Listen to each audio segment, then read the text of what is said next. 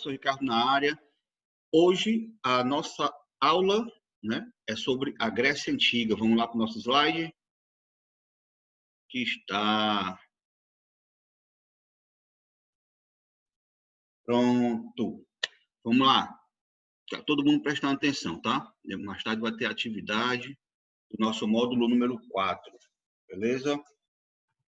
Então, pessoal, a civilização grega tem uma grande importância na formação cultural de nós ocidentais, certo? Porque nesse período político que a gente está vivendo, a gente vê muito falar de democracia. E democracia é o quê? O governo do povo. Pela etimologia grega, ela quer dizer governo do povo. Ou seja, através da democracia, nós somos capazes de colocar no poder os nossos representantes. Beleza? Qual a localização geográfica da Grécia? Ela fica entre o sul da Península Balcânica, nas ilhas do Mar Egeu e no litoral da Ásia Menor, como vocês estão vendo aí no mapa. Então, o relevo, pessoal, é bastante montanhoso.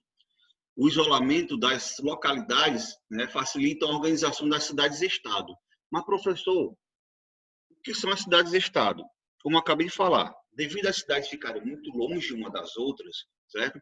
Elas acabam se tornando independentes. Elas não dependem de ninguém. Então, a cidade-estado ou polis quer dizer cidade independente, tá bom? Então, a partir do século 8 a.C., estabeleceram algumas colônias gregas em diversos pontos do mar Mediterrâneo, especialmente no sul da Itália. Que esse sul da Itália, aquele localzinho que parece uma botinha, é conhecido como Magna Grécia. Vamos falar um pouco mais dele posteriormente. Como vocês estão vendo aí, tá vendo a bota? É só a bota, essa está circulada aí. Era justamente a Magna Grécia, certo? Então, pessoal, de onde foi que chegaram essas pessoas, né? Primeiro vieram os cretenses.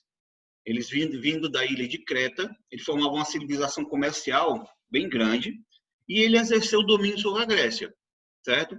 Possuíam uma sociedade matriarcal na qual era governada pelo rei Minos. Guarda esse nome, rei Minos. Depois vieram os aqueus, ou aqueus, né? Eu prefiro chamar de aqueus, acho até mais bonito.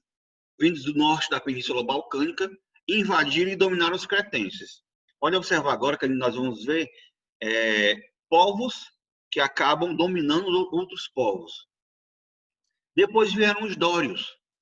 Os dórios eram da mesma região dos aqueus, eles acabaram expulsando os jônios e os eólios, que eram dois povos, tá? Eles expulsaram da Grécia. Eles foram para as ilhas do Mar Egeu e para o litoral da Ásia Menor. Essa expulsão feita pelos dórios foram chamados de primeira diáspora grega. Diáspora quer dizer expulsão, certo? Vocês podem observar aqui que os jônios e os aqueus eles foram expulsos aqui para o litoral da Ásia Menor, certo? Com também os eólios.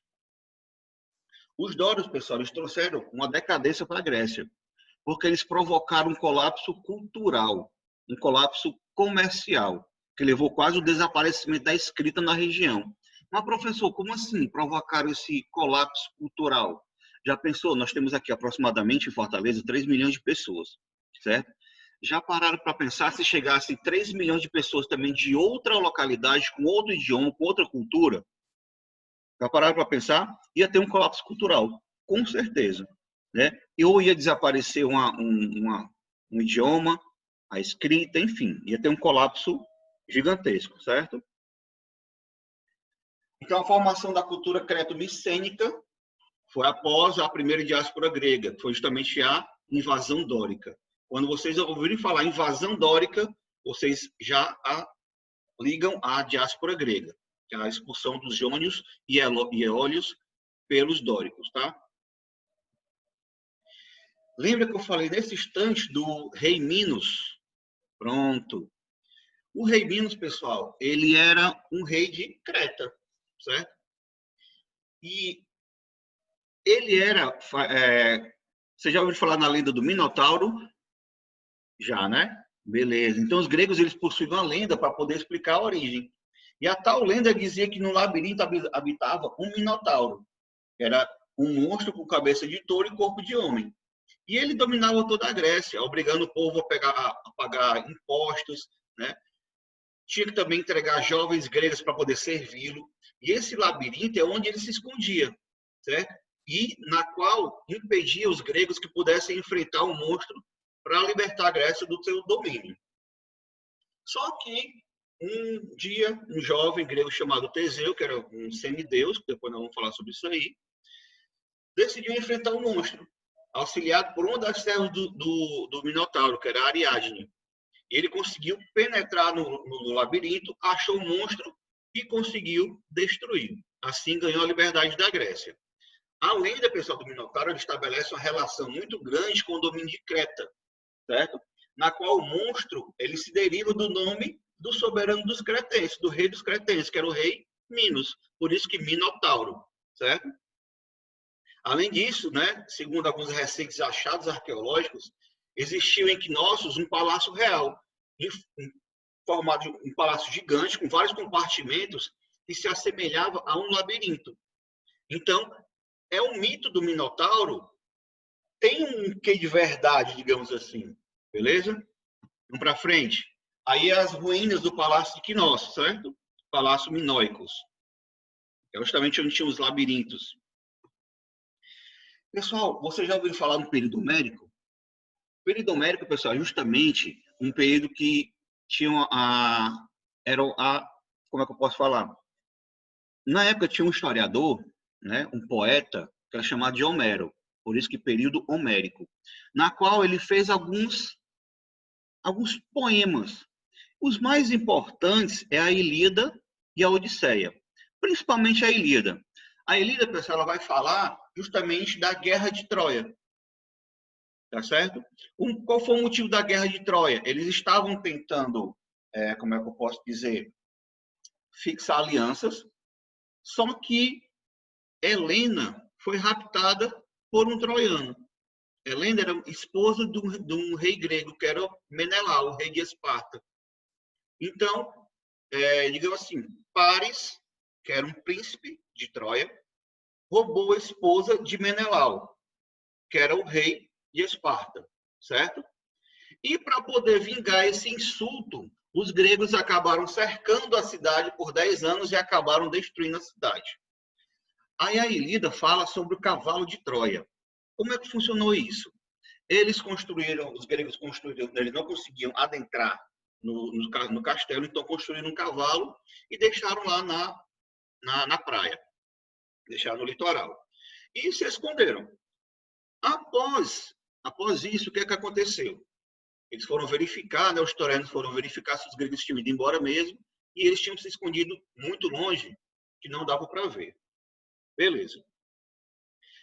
E, como eles eram muito religiosos, principalmente eles eram devotos do deus Apolo, né? E eles fizeram o quê?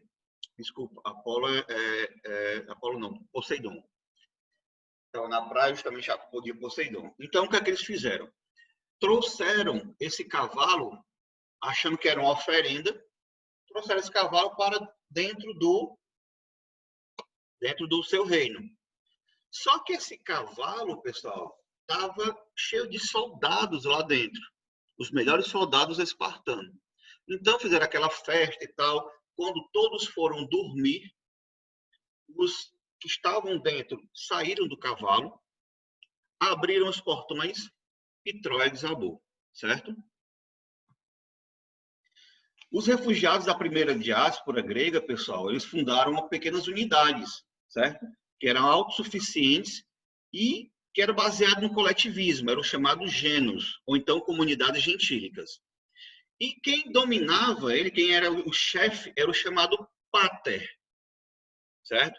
Então, por volta de 800 anos antes de Cristo, as disputas por terras cultiváveis e o crescimento populacional acabaram com esse sistema gentílico, acabaram com os gênos. Então, alguns patres se apropriaram das melhores terras. Foi aí que começou a propriedade privada, aquela propriedade que tem um dono. E aquelas famílias que estavam no sul da Itália, né? Elas se dispersaram para o sul da Itália, para outras regiões. E essa dispersão foi chamada de segunda diáspora grega. Tá vendo aqui? A primeira diáspora grega, eles foram para a Ásia Menor, e a segunda diáspora foram para Magna Grécia.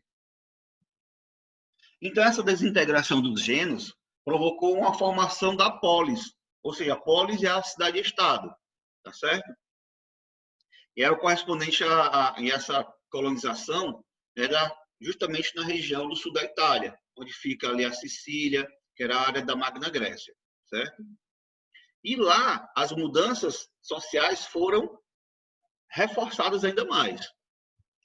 Então, houve o surgimento da propriedade privada, iniciaram os conflitos entre grupos, e para poder lidar com essas constantes crises, o que é que os proprietários de terra fizeram? Formaram associações, e eram chamadas de frátrias. Que essas frátrias formaram tribos, que tribos se organizaram em demos. Aí as demos que deram origem às cidades-estado. Vamos entender aqui com essa imagem. Então, o indivíduo, uma só. Aí um gênero já é um pequeno grupo, né? Aí uma frátria já é vários grupos. Uma tribo já são mais grupos ainda. Demos já são mais grupos ainda, aliado. E uma cidade-estado são mais grupos ainda, tá certo? Então, as cidades-estados ou polis, quer dizer o quê? Cada cidade-estado era um centro político, social, religioso autônomo, com a classe dominante e os seus deuses, e na qual eles eram politeístas, eles acreditavam em vários deuses. Beleza? Na próxima semana, nós vamos falar sobre Atenas e Esparta, que são as duas principais cidades da Grécia. Beleza? Valeu, pessoal. Um abraço e até mais.